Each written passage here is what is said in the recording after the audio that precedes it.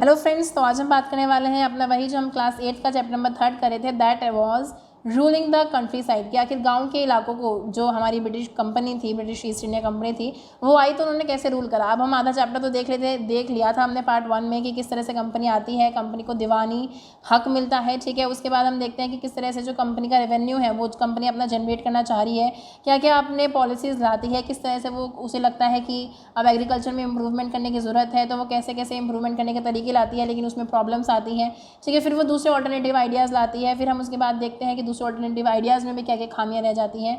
फिर Munro system आता है, यानी कि ऐसे परमानेंट सेटलमेंट है, मुनरो सिस्टम है, ये सब हमने पढ़ लिया था। फिर हमने देखा कि किस तरह से कुछ क्रॉप्स पर्टिकुलर यूरोप में ज़रूरत पड़ी, ठीक है, उनकी, ठीक है। जैसे इंडिगो की ज़रूरत पड़ी आपके क्रॉप का, जब आपका जो कॉटन का कल्टिवेशन था वो ज़्यादा होने लगा, कॉटन की इंडस्ट्रीज़ बनने लगी, तो आपका इंडिगो ज़रूरी हो गया। किस तरह से इंडिगो पहले कहीं और उगाया जाता था, उसके बाद इंडिया में शिफ्ट हुआ। इंडिया में शिफ्ट क्यों हुआ वो हम अब देखने वाले हैं, तो ठीक है, चलिए चलते हैं। इंडिगो की प्रोडक्शन की कम होने के बाद क्या हुआ, ब्रिटेन में तो दिक्कत हो गया। ब्रिटेन के लोगों को तो चाहिए, क्या चाहिए उन्हें, अपने देखो जो कपड़े हैं उन्हें छापना है, उसके लिए उन्हें इंडिगो चाहिए। तो ब्रिटेन का वो मत था कि अमेरिका में ख़त्म होंगे तो चलो इंडिया से उगवाते हैं। तो अब क्या हुआ, इंडिया के लोगों को उन्होंने प्रेशराइज किया, कंपनी ने इंडिया को, कि भाई इंडिगो उगाओ। From the last decade of the 18th century, यानी कि जो 1790 से 1800 वाला सन होगा, यहाँ पे बंगाल में क्या हुआ कि बहुत ज़्यादा बंगाल में इंडिगो को डोमिनेट किया गया वर्ल्ड मार्केट में। लगभग अगर हम बात करें 1788 की, तो इंडिगो जितना इंपोर्ट किया जाता था ब्रिटेन के द्वारा, उसका 30% इंडिया से जाता था, ठीक है। 30% इंडिया से जाता था, ठीक है, जितना ब्रिटेन में जा रहा था। जबकि इसकी आगे बात करें तो 1810 तक वो 95 पहुँच चुका था। लगभग 2 डिकेड की बात है। कहाँ वो था, पहले 30 के अराउंड जा रहा था, फिर आपका 95% जाने लगा। यानी कि देखो इंडिगो की प्रोडक्शन कितनी बढ़वाई जा रही होगी। तो इतने हद तक हुआ।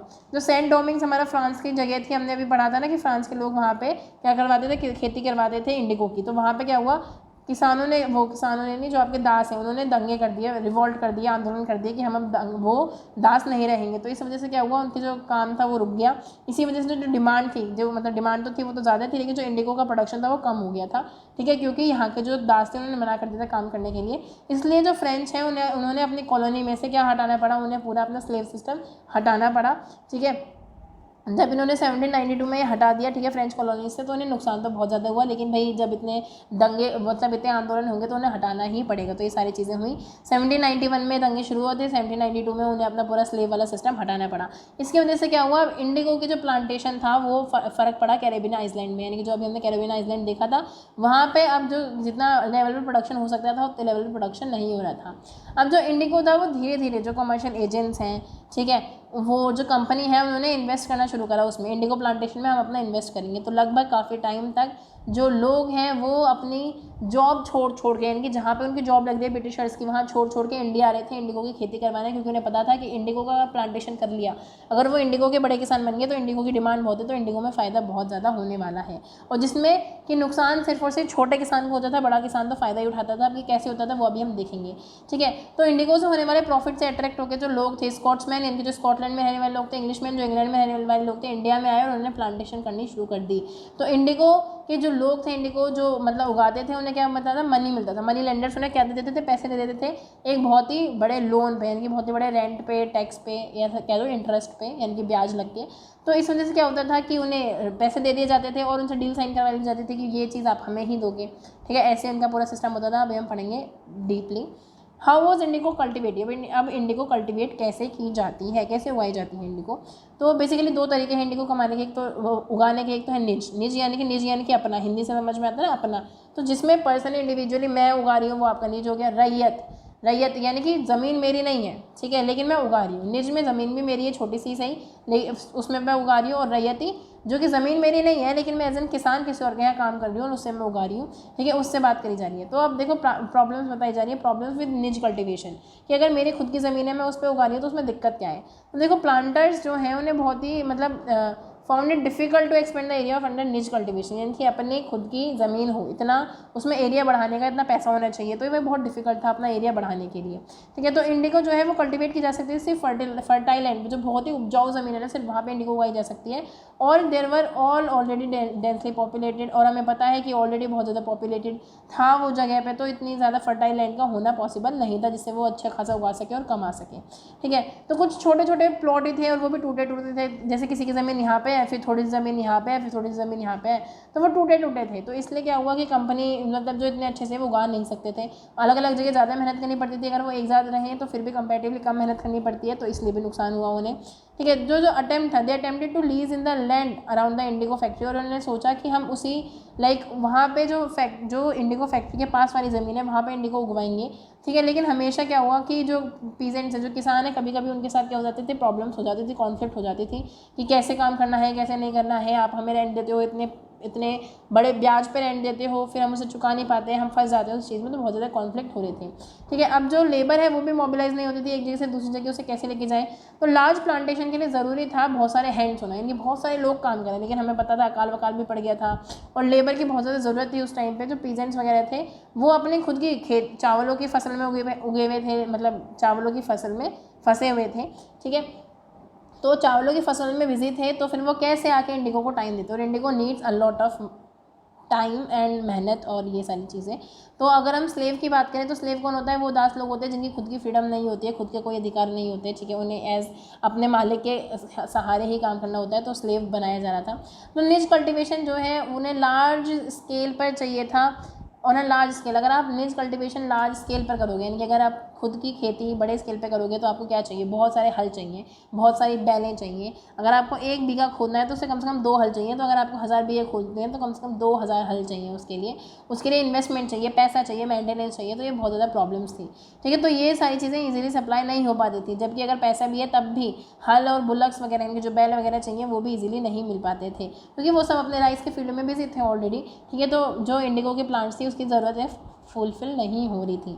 तो लेट 19वीं सेंचुरी तक की बात करें, अगर हम 1890 तक की बात करें, 1850 के बाद की, तो हम निज कल्टिवेशन का जो लैंड था, जो ज़मीन थी, अगर हम उसकी बात करें तो less than 25% of the land producing Indigo was under this system. निज मतलब निज के अंडर तो सिर्फ 25% था, बाकी सिस्टम किसके अंदर था, रैयतवाड़ी के लिए। अब ये रैयत सिस्टम क्या है वो हम देखेंगे। अब बीघा क्या होता है ये भी देख लो। बीघा बेसिकली क्या है, आपका 1/3 है किसका, एकड़ का, 1/3 ऑफ एन एकड़। 1 बीघा इज इक्वल्स टू 1/3 ऑफ एकड़। ठीक है, बीघा क्या था, पहले तो ये था कि बीघा सब लोग अपनी जगह के अनुसार अपना अपना नापते थे कि कहीं बंगाल में बीघा इतने किलोमीटर है या फिर इतनी जगह को कवर करता है। ठीक है, असम में इतनी जगह कवर करता है। तो ऐसे अलग अलग स्टैंडर्ड थे, लेकिन इंग्लैंड वालों ने आके, ब्रिटिशर्स ने क्या करा कि बीघा को फिक्स कर दिया। तो 1 बीघा इज इक्वल्स टू जो आपका 1/3 ऑफ एकड़ है, यानी कि 1 एकड़ का 1/3 1 बीघा होता है। ये चीज़ आपकी स्टैंडर्डाइज कर दी गई। ठीक है, अब हम इसके अलावा देखें कि हमारा जो रैयतवाड़ी सिस्टम था वो क्या था, Indigo on the land of रैयत। अब रैयत की ज़मीन पे हम बात करें रैयतवाड़ी सिस्टम की, तो प्लांटर्स को, यानी कि जो खुद खेती करते थे, उन्हें ज़बरदस्ती कॉन्ट्रैक्ट साइन करवाया जाता था, जिस एग्रीमेंट को सट्टा कहा जाता था। ठीक है, कि आपको क्या करना है, मेरी ज़मीन खोदनी है, मैं आपको पैसे दूंगा, आपको यहीं पे खोदना है, यहाँ से जो कमाया जाएगा, ठीक है, उसका टैक्स आप मुझे ही दोगे, वो उगी हुई चीज़ भी आप मुझे ही दोगे, मैं तुम्हें दोबारा लोन दे दूंगा। ये चीज़ें चलती थी, यानी कि लोन दिया गया, इसी ज़मीन पर लगाओ, जो भी प्रोडक्शन होगा मुझे ही बेचोगे। ठीक है, फिर दोबारा लोन दिया गया, फिर उगाया गया, फिर जो चीज़ हुई मुझे ही बेचोगे। तो ये सारी चीज़ें चलती थी। कभी कभी हेडमैन जो मुखिया था उसे प्रेशराइज किया जाता था कि साइन करो पूरे जितने भी किसान हैं गांव में उनके बिहाफ पे, उनकी जगह पे। ठीक है, जब एक बार कॉन्ट्रैक्ट साइन किया जाता था तो क्या होता था कि उन्हें इंटरेस्ट दिया जाता था। ठीक है, उसके बाद ये डील साइन कर ली जाती थी कि ये मुझे ही दोगे। ठीक है, तो ये परसेंटेज काफ़ी धीरे धीरे बढ़ने लगी। जो प्लांटर्स थे, अब उन्हें बीज चाहिए था, खोदने के लिए चीज़ें चाहिए थी, कल्टिवेटर्स चाहिए थे मिट्टी को प्रिपेयर करने के लिए, बीज बोने के लिए चाहिए बीज, उसके बाद क्रॉप को देखने वाला कोई चाहिए। तो इस समय मेहनत बहुत ज़्यादा लगती थी। तो यहाँ पे देखो वर्कर्स क्या कर रहे हैं, कटाई कर रहे हैं खेती की, किसके, इंडिगो की खेती की। रूरल लाइफ इन बंगाल में ये फोटो आपको दे रखा है। ठीक है, ज़्यादातर जो कटाई करते थे वो आदमी ही करते थे, फीमेल्स इतना नहीं करती थी। लेकिन अब धीरे धीरे क्या हुआ, रेबेलियन स्प्रेड होने लगा, यानी कि कहीं ना कहीं एक आंदोलन शुरू होने लगा कि कलकत्ता से ये चीज़ें स्टार्ट हुई, इंडिगो के एक डिस्ट्रिक्ट से। ठीक है, जहाँ पे एक तरह से क्या हुआ कि दंगे एकदम से बढ़ गए और हॉरर बढ़ गई इंडियन वो जो इंडिगो सिस्टम है उसके लिए। अब ये कैसे हुआ, क्या हुआ, हाउ वॉज इंडिगो प्रोड्यूस। अब ये तो देख लो चलो कि इंडिगो प्रोड्यूस कैसे होता था, आंदोलन हम इसका भी देख लेते हैं। तो इंडिगो प्रोड्यूस होने के लिए कुछ स्टेप होते थे। तो बेसिकली जो फसल है, ठीक है, फसल उग गई, फसल को काटा गया, फसल को काटने के बाद एक वेट क्या होता है आपका, एक टैंक सा होता है। ठीक है, वहाँ पे जो उनकी पत्तियाँ वगैरह हैं उसे डाल दिया गया, पत्तियों में पानी वगैरह डाल दिया गया। ठीक है, जैसे ही वो सॉक कर लेगा सारा, इनकी पत्तियों का सारा पानी में निकल जाएगा। उसके बाद एक दूसरे उसके बाद क्या करेंगे, ये जो आपका था ना जहाँ पे पत्तियों में पानी वगैरह भिगा डाला और पत्तियों का सारा कलर सोख हो गया किसमें, पानी में। अब पानी को एक गैस पे मतलब उस पर चूल्हा वूल्हा जलाया जाता था, उसे गाढ़ा किया जाता, चला चला के गाढ़ा किया जाता था, ठीक है। उसके बाद उसमें क्या, गाढ़ा करने के बाद उसमें क्या कर देते थे, लाइम वाटर डाल देते थे। लाइम वाटर डालने की वजह से वो पहले ग्रीन होता था और फिर ब्लू कलर का बन जाता था। उसके बाद उसे पकाया जाता था, फिर से पकाया जाता था, ये सारी चीज़ें होती थी। पकाए जाने के बाद धीरे धीरे नीचे क्या होने लगता था, सेटल होने लगती थी। क्या चीज़ें आपका सेटल होने लगती था, आपका इंडिगो, जो आपका नील का पीसीस जो मार्केट में जाता है वो नीचे सेटल होने लगता है। उसके बाद उन्हें सुखाया जाता है, उन पीसीस को उन्हें सेटल किया जाता है ब्लॉक्स में। उसके बाद उन्हें काट काट के बेच दिया जाता है। तो ये सारा प्रोसेस है जो इंडिगो कैसे उगता है उस चीज़ को दिखाता है, ठीक है। तो ये सारी चीज़ों में वेट क्या है आपको पता है कि वेट आपका कनस्तर यानी कि एक तरह से जो आपका टिन है या टैंक है वो सब आप समझ सकते हो, ठीक है। ये देखो ये कहाँ है, वो ये लोग हैं जो वेट को बीटते थे, बीट करके जो पूरा पल्प निकलता था उसका, ये सारी चीज़ें। तो इन्हें अपना वेस्ट तक यानी इनका कमर तक क्या कभी कभी पानी में रह जाना पड़ता था, इसे सिर्फ मिक्स करने के लिए, खोदने के लिए, जिससे कि चीज़ें अच्छे से वो प्रोड्यूस कर पाएँ वेट को, ठीक, वेट मतलब अच्छे से प्रोड्यूस कर पाएँ अपने इंडिगो को, ठीक है। अब इसके आगे अगर हम देखें तो क्या चल रहा है कि when the crops was delivered, जब भी क्रॉप को डिलीवर कर दिया जाता था एक नया लोन उन्हें दे दिया जाता था। मान लो एक बार का लोन था, ठीक है, एक लोन था दिया गया, उसकी खेती हो गई, ठीक है। जैसे उन्होंने वो खेती को वापस करा, एक नया लोन फिर से दे दिया गया, यानी कि फिर से वो फोर्स दिखा दी गई कि भैया आप हमारे अंडर हो, आप काम करोगे। तो इनिशियली क्या हुआ, उन्होंने सोचा कि यार चीज़ें ठीक हो जाएंगी, मतलब ये सारी चीज़ें हो जाएंगी, लेकिन जो उन्हें प्राइस मिलता था इतनी मेहनत का कुछ भी नहीं मिलता था उसके हिसाब से। तो फिर उन्होंने क्या किया कि उन्होंने मतलब ये कोशिश करी कि वो कम से कम इंडिगो उगाएं, ना प्रॉब्लम फेस करनी पड़े।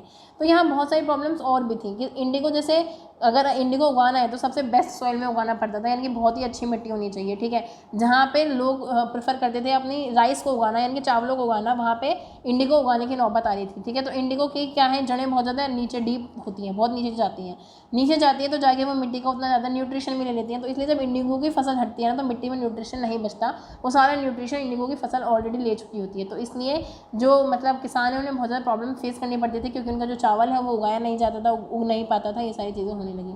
अब द ब्लू रेबेलियन यानी कि नीली क्रांति, एक समझ लो मूवमेंट, आंदोलन होता है आपका।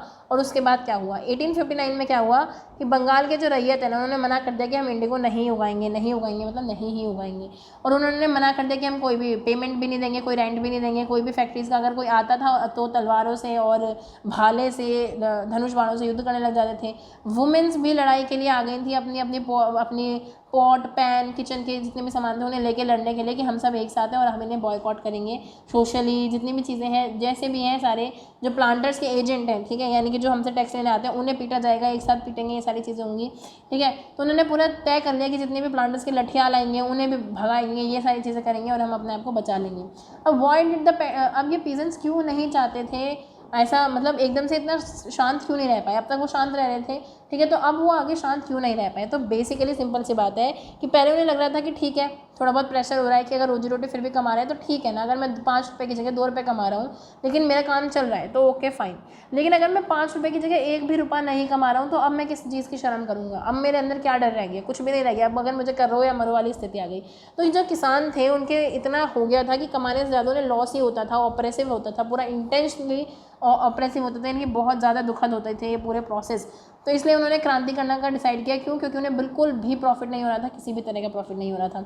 ऐसे क्या हुआ कि ये जो इंडिगो के प्रोड्यूसर विलेज है यानी कि वो गांव जहाँ पे इंडिगो उगाया जाता था वहाँ पे लोगों को मोटिवेट करने के लिए सॉन्ग्स लिखे जाते थे, गाए जाते थे, जिससे वो एक दूसरे की एकता बनाए रखें। तो क्या है कि जैसे क्या है कि बड़े बड़े लठियाल वाले लोग आएंगे तो हम क्या करेंगे, उन्हें नहीं बताएंगे, उन्हें उनसे बात नहीं करेंगे, कुछ ऐसी चीज़ें, ठीक है। जो कलकत्ता के बाबू लोग आएंगे, ठीक है, उनके साथ हम लड़ाई करेंगे अगर ज़रूरत पड़ गई तो, ठीक है, हम सब एक साथ हैं, ठीक है। ये जो रैयत वगैरह हैं ये तैयार हैं, अब हम ये शांति से अपने आप को सह नहीं लेंगे पिटते हुए, बल्कि एक फ़ाइट करेंगे लठियाल के खिलाफ, यानी जो लठ लेके आते थे उन्हें मारने के लिए उनके खिलाफ फाइट करेंगे, ठीक है। अब 1859 में क्या हुआ, जो इंडिगो रियॉट्स हैं यानी कि जो किसान हैं इंडिगो के, उन्होंने फील किया कि लोकल ज़मींदारों का सपोर्ट हमारी तरफ है। उन्हें ऐसा लगा कि लोकल ज़मींदार हमारी तरफ है। कई जगह तो ऐसा भी होता था कि जो लोकल ज़मींदार और हेडमैन थे ना वो प्लांटर्स के पास खुद जाते थे कि भाई तुम इनके खिलाफ दंगे करो, तुम इनके खिलाफ मूवमेंट करो, तुम कर सकते हो, तुम आगे बढ़ो, ये सारी चीज़ें। तो कई जगह क्या होता था, ये सारी चीज़ें ज़मींदार खुद करते थे। कई जगह उन्हें लगा कि हमारे ज़मींदार हमारे सपोर्ट में अगर है या नहीं है वो बात अलग है, ठीक है। तो इस वजह से क्या हुआ कि वो लोग ज़्यादा मोबिलाइज हुए और ज़्यादा उनके अंदर जोश बढ़ा कि हाँ हम लठियाल से लड़ सकते हैं क्योंकि हमारा लीडर हमारे साथ है, ये वाली फीलिंग के साथ, ठीक है। तो इसलिए क्या हुआ कि कई बार ज़मींदार खुश नहीं थे। क्यों ज़मींदार क्यों चाह रहे थे कि दंगे हो जाएं? क्योंकि ज़मींदार खुश नहीं थे। क्यों? क्योंकि कंपनी की पावर बढ़ने लगी थी और ज़मींदार की पावर कम होने लगी। तो इसलिए वो ज़मींदार जो लोग थे वो चाहते कि किसी भी तरह से कंपनी और इनका शासन को हटाया जाए, इसलिए वो प्लांटर्स के पास जाते थे। अब ये क्या है, जो इंडिगो के पीजेंट्स हैं उन्होंने इमेजिन किया था कि जो ब्रिटिश गवर्नमेंट है वो हमें सपोर्ट कर रही है, प्लांटर्स को सपोर्ट कर रही है। कैसे? 1857 के जब दंगे हुआ था ना, जो हमारी हम आज़ादी की प्रथम क्रांति कहते हैं, उसके बाद जो ब्रिटिशर्स थे वो बहुत डर गए थे कि अगर हमने इनकी बात नहीं मानी तो दंगे बहुत ज़्यादा भड़क जाएंगे। तो 1859 में फिर क्या हुआ कि बेंच बैठी किसकी? इंडिगो प्लांटर्स के लिए कि भाई इंडिगो का क्या सीन है, हम जज करेंगे। तो वो उस बेंच का जो क्या था, उस बेंच का जो रिजल्ट था वो किसके फेवर में था? इंडिगो किसानों के फेवर में था।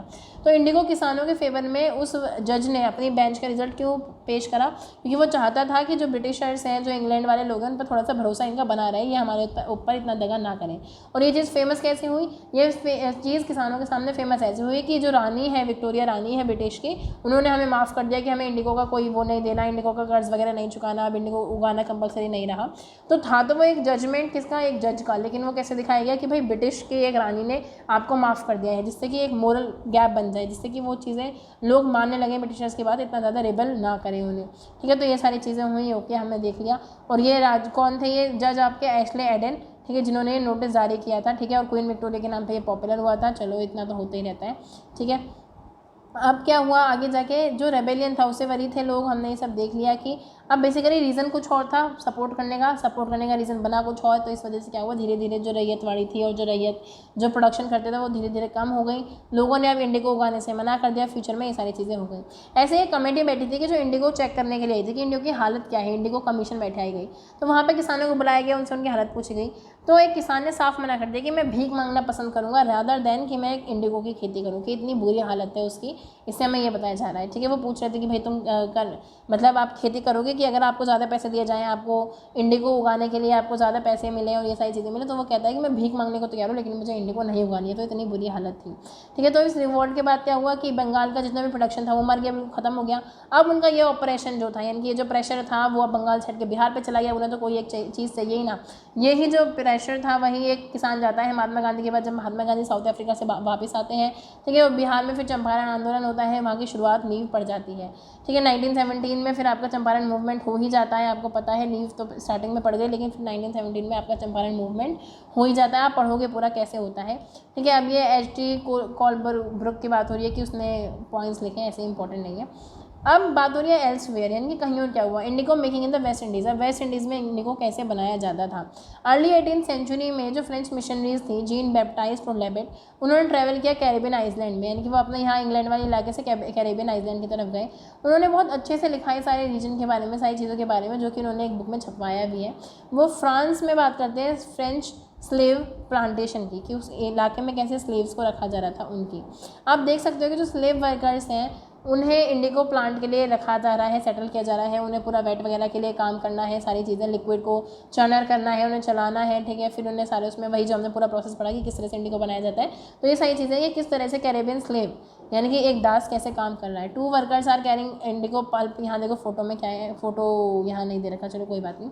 ठीक है। कि 2 आपके क्या हैं, 2 आपके वर्कर्स हैं जो इंडिगो का पल्प है वो उठा के लेके जाने ड्राई करने के लिए, उसके बाद उसे काट के मोल्ड करके उसे बेच दिया जाएगा। पिक्चर में वो मतलब यह है कि पीछे एक स्लेव वर्कर है, वो आपका फसल लेके जा रही थी। ठीक है। ये फोटो अभी आपका यहाँ पे है नहीं, कोई बात नहीं, आप अपनी बुक्स में देख सकते हैं।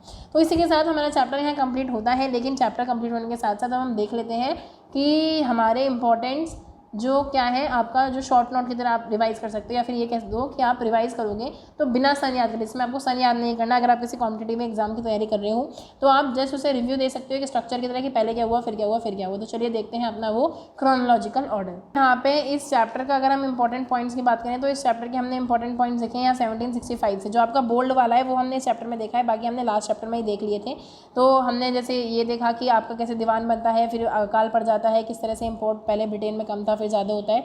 इसके अलावा अगर मैं आपको बस ऐसे ही स्क्रॉल करके दिखा दूं कि जितने भी ये इंपॉर्टेंट है ना, आप इसका स्क्रीनशॉट ले सकते हो। जितना भी आपको बोल्ड लेटर्स में है ये आपके रिवीजन के लिए हेल्प करेगा कि भाई कैसे स्लेव का वो सेंट डोमिंग में जो फ्रांस है वो ख़त्म करते हैं आपका स्लेव वाला, फिर फ्रांस में ये सारी चीज़ें ख़त्म हो जाती हैं। ये सारी चीज़ें हैं, आपका मुनरो सिस्टम आप पूरा देख सकते हो। जो आपका बोल्ड वाला है वो है आपका इस चैप्टर का, बाकी आपका लास्ट चैप्टर का ही है। तो यहाँ पे आपका खत्म होता है क्या क्रोनोलॉजिकल ऑर्डर है एम के गांधी के चंपारण पे, जितनी चीज़ें आपने इस चैप्टर में पढ़ी। ठीक है। अब हम देख लेते हैं आप एक्सरसाइज देख लेते हैं, हमारी एक्सरसाइज कैसे कैसे है। तो हम मैचिंग देख लो। रैयत कौन होते हैं? पेजेंट्स होते हैं, उन्हें रैयत कहा जाता है। महाल क्या है? विलेज है, जो यूनिट है जहाँ से आप क्या अपना टैक्स वगैरह कलेक्ट करते हो। निज, जब मैं खुद की खेती पे काम करती हूँ, यानी कि जो थर्ड है प्लांटर्स की खुद की लैंड। और रैयत, ये जो रैयत की लैंड पे काम किया जाता है, यानी कि किसी और की ज़मीन पे कोई और काम करता है। ये तो आपको नाम से ही पता चल गया होगा। आगे देखो question fill in the blanks की बात करी जा रही है कि growers of woad in Europe saw, उन्होंने क्या देखा? Dash as a crop which would provide competition. Indigo, ठीक है, वुड का आपने देखा ना कि इंडियन इंडिगो उन्हें कॉम्पिटिशन देने वाला था, तो कौन सा था वो? Indian Indigo. देखो सेकंड में बात करी जा रही है कि जो लेट 18th सेंचुरी है, ठीक है, वहाँ पे जो डिमांड है वो इंक्रीज़ होती है। क्यों? ब्रिटेन में, क्योंकि देखो यहाँ पे जो आपका कॉटन है उसकी भी डिमांड बढ़ती है, ठीक है, यानी कि जो कॉटन की इंडस्ट्रीज़ है वो बढ़ती हैं इसलिए। ओके, फिर वो थर्ड क्वेश्चन कह रहा है कि इंटरनेशनल डिमांड इंडिगो की जो इफेक्ट करती है बाय द डिस्कवरी ऑफ किसकी? जब सिंथेटिक डाई आ गई थी। सिंथेटिक डाई जब यानी कि नकली एक तरह से वो डाई बनाने लगे थे, तब क्या हुआ कि जो भारत की इंडिया की जो रियल इंडिगो है उसकी डिमांड धीरे धीरे कम होने लगी थी। चंपारण मूवमेंट किसके खिलाफ था? इंडिगो के जो प्लांटर, जो इंडिगो के वो हैं, कौन? इंडिगो खरीदने वाले हैं उन लोगों के खिलाफ था, ठीक है, जो इंडिगो प्लांटर्स हैं बड़े बड़े उनके खिलाफ था, ठीक है। अब वो क्वेश्चन पूछ रहा है कि मेन फीचर परमानेंट सेटलमेंट के, तो आपको पता है मेन फीचर क्या थे परमानेंट सेटलमेंट के, कि जो आपके राजा वगैरह हैं, ठीक है, राजा और जो ज़मींदार हैं, मतलब जो राजा और तालुकदार हैं उन्हें ज़मींदार बना दिया गया। जो ज़मीन है उसकी जो वो रेवेन्यू है उसे फिक्स कर दिया गया, ठीक है। रेवेन्यू को फिक्स करने की वजह से क्या हुआ कि वो परमानेंट हो गया, वो कभी बढ़ नहीं सकता था टैक्स, और वो पहले ही इतना ज़्यादा बढ़ चुका था कि जो लोग थे उन वो कभी उस चीज़ को अचीव ही नहीं कर पाए, तो कभी कोई प्रॉफिट नहीं हुआ। इससे क्या हुआ? सिर्फ और सिर्फ प्रॉब्लम क्रिएट हुई, ठीक है। परमानेंट सेटलमेंट का मतलब ये था कि परमानेंटली फिक्स कर दिया जाए कि इतना रेवेन्यू आपको कंपनी को देना है, जिसकी जिम्मेदारी ज़मींदारों की होती थी, लेकिन ज़मींदारों ने उनका कभी यूज़ या फिर अच्छे से उसका प्रयोग या फिर कह लो कि उस तरह से काम नहीं करा। अब महालवारी सिस्टम और परमानेंट में क्या डिफरेंस है? तो महालवारी, जिसमें महाल यानी कि एक लैंड को, एक विलेज को बहुत ज़्यादा इंपॉर्टेंस दी गई थी, विलेज या फिर विलेज के ग्रुप को, लेकिन परमानेंट सेटलमेंट में विलेज को नहीं, जबकि ज़मींदार को इंपॉर्टेंस दी गई थी, एक लोग को, इंसान को इंपॉर्टेंस दी गई थी, ठीक है। महालवारी सिस्टम में क्या था कि पूरा गाँव मिलकर कितना देगा टैक्स ये फिक्स करा जाता था। परमानेंट सेटलमेंट में ज़मींदार कितना टैक्स देगा ये फिक्स किया जाता था, ठीक है। महालवारी सिस्टम का और क्या था? महालवारी सिस्टम पीरियडिकली चेंज हो सकता था, परमानेंट सिस्टम चेंज नहीं हो सकता था, ये चेंजेस हैं, ठीक है। तो ये सारे आपके क्या है? बेसिक डिफरेंसेस है किस किस में आपने देखा, महालवारी सिस्टम में और परमानेंट सेटलमेंट में। अब आपको दो प्रॉब्लम बतानी है मुनरो सिस्टम की। मुनरो सिस्टम था क्या वैसे? मुनरो सिस्टम था जो साउथ में परमानेंट सेटलमेंट की तरह एक चीज़ें काम करी जा रही थी वो। तो दो प्रॉब्लम क्या थी? पहली प्रॉब्लम की टैक्स इतना ज़्यादा फिक्स कर दिया जाता था, रेवेन्यू की इतना वो कभी पे ही नहीं कर पाते थे। अब क्योंकि वो इतना ज़्यादा हाई कर दिया जाता था, तो इसलिए जो गांव थे वो डेजर्टेड होने लगे, यानी गाँवों से लोग, किसान भागने लगे। तो ये दो दिक्कतें मुनरो को फेस करनी पड़ी मुनरो के सेटलमेंट के बाद, मतलब मुनरो सिस्टम में। अब बात है कि रैयत लोगों ने क्यों मना कर दिया था इंडिगो बिल्कुल ही उगाने से? तो बेसिकली जब प्रॉफिट से ज़्यादा लॉस होने लगे, जब उन्हें लगने लगे कि कुछ भी कर लो फ़ायदा होना ही नहीं है, तो फिर उन्होंने साफ मना कर दिया। खासकर ये भी हुआ कि जब उन्होंने अपना रेबेलियन स्टार्ट किया 1859 के करीब में, तब उन्हें ऐसा लगा कि जो हमारे ज़मींदार हैं, जो ब्रिटिश गवर्नमेंट है, जो आपकी क्वीन है, वो हमारे फेवर में है। तो इसलिए उन्होंने क्या करा, अपने उस मूवमेंट को और आगे बढ़ाया, उन्हें बहुत ज़्यादा मोटिवेशन मिला, तो इसलिए फाइनली उन्होंने इंडिगो उगाने से मना कर दिया। अगर मोटिवेशन एक बार को ना मिलता तो बाई चांस वो इतना रिलक्टेंट ना होता, बट इतना रिलक्टेंट क्यों हुआ? क्योंकि उन्हें थोड़ा सपोर्ट मिलेगा ज़मींदार की साइड से भी, उन्हें कोई प्रॉफिट होने नहीं वाला था कुछ, मतलब वो अपनी खुद की अपने पसंद से खेती करना चाहते थे, तो इस वजह से उन्होंने साफ साफ मना कर दिया, क्योंकि प्रॉफिट बिल्कुल भी नहीं था, मेहनत बहुत ज़्यादा थी, उनकी ज़मीन यूज़ हो रही थी, ज़मीन की फर्टिलिटी कम होती जा रही थी। अब कौन से सर्कमस्टांसेस थे जिसमें कि जो बंगाल का इंडिगो है बिल्कुल कोलैप्स हो गया? अब क्या है, why were the ryots reluctant to grow indigo क्यों नहीं उगाना था, ये वाला पॉइंट, और आखिर यहाँ इंडिगो क्यों खत्म हो गया बंगाल में, दोनों ही एक तरह से कॉमन लाइन पे बात करते हैं। तो इंडिगो एकदम से इसलिए ख़त्म हो गया कि भाई क्या है कि उन्हें प्रॉफिट नहीं हो रहा था, ये सारी चीज़ें वही सेम चीज़ है कि इसी वजह से प्रॉफिट नहीं हो रहा था, गवर्नमेंट का सपोर्ट मिला, तो इस वजह से धीरे धीरे जो इंडिगो की खेती है बिल्कुल कोलैप्स हो जाती है, ख़त्म हो जाती है बंगाल के अंदर, ठीक है। बाकी तो आपका यही है, आपको भाई महात्मा गांधी को फॉलो करके बताओ चंपारण के क्या इंपैक्ट है, वो आप आगे बाद में पढ़ी लोगे, टी और कॉफ़ी का प्लांटेशन कैसे होता है, क्योंकि आपने यहाँ किसका देखा, आपने यहाँ पे इंडिगो का देखा, इसलिए उन्होंने एक्टिविटी में पूछ लिया। ये जस्ट हम आगे अलग अलग चैप्टर्स में आराम से पढ़ेंगे, बाकी एक्टिविटी आप चाहो तो कर सकते हो। अब हम देखते हैं अपने यूपीएससी ने इस टॉपिक से क्या क्या क्वेश्चन पूछे हैं। अगर आप 8th क्लास में थे तो आपके लिए इतना इंपॉर्टेंट था। अब हम बात करते हैं यूपीएससी वालों की कि भाई यूपीएससी ने कैसे कैसे क्वेश्चन पूछे हैं इससे, तो चलिए चलते हैं। 2011 में पूछा गया था, ठीक है। अब ये क्वेश्चन क्या कह रहा है, ये क्वेश्चन कह रहा है कि जब लॉर्ड कॉर्नवालिस ने 1793 में अपना लैंड सेटलमेंट जारी किया था, देखो आप 1793 की बात करोगे तो परमानेंट सेटलमेंट हुआ था, उसके बाद एकदम से कोर्ट में अपीलिंग बहुत ज़्यादा देखने को मिलती है कि वहाँ पे कोर्ट में अब बहुत ज़्यादा लोग अपील करने लगे थे। तो उनका रीज़न इनमें से क्या था? तो आपको ऑप्शन दे रखा है कि जो ज़मींदार की अपोजिशन थी वो मेकिंग ज़मींदार पोजीशन स्ट्रॉन्गर विज़ द रैयत, ठीक है, रैयत और ज़मींदार की पोजीशन में जो स्ट्रॉन्गरनेस थी वो। सेकंड पॉइंट दे रहा है कि जो ईस्ट इंडिया कंपनी है उसे ज़मींदार वाला वो हो गया था, यानी कि making east India company and overload ज़मींदार, यानी कि ज़मींदार के ऊपर ईस्ट इंडिया कंपनी आ चुकी थी ये।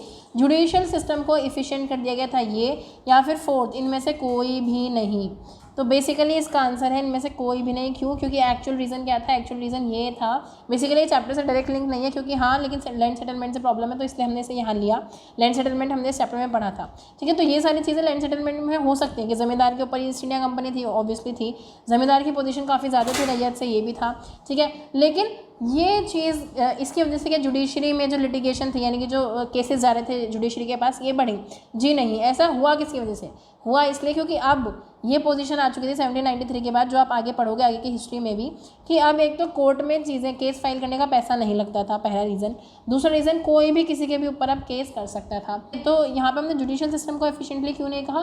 क्योंकि बात ये नहीं कि जुडिशियल सिस्टम एफिशिएंट हुआ, बात ये था कि अब पैसे नहीं लग रहे थे वहाँ पर उन्हें ड्रैग करके एक दूसरे को खींच के लेके जाने के लिए। वो पैसे वाला इंपॉर्टेंट बहुत ज़्यादा रोल प्ले करता है, ठीक है। ये हमने देख लिया अपना आंसर। नेक्स्ट देखते हैं हम, ये 37वां क्वेश्चन है, ये आपका कहाँ पूछा गया है? ये आपका पूछा गया 2012 के क्वेश्चन पेपर में आया है। क्वेश्चन कह रहा है कि जो रैयतवाड़ी सेटलमेंट है, ठीक है, उसके अकॉर्डिंग अब आपको स्टेटमेंट देखनी है और आपको आंसर बताना है। क्वेश्चन कह रहा है कि rent was paid directly by the peasant to the government.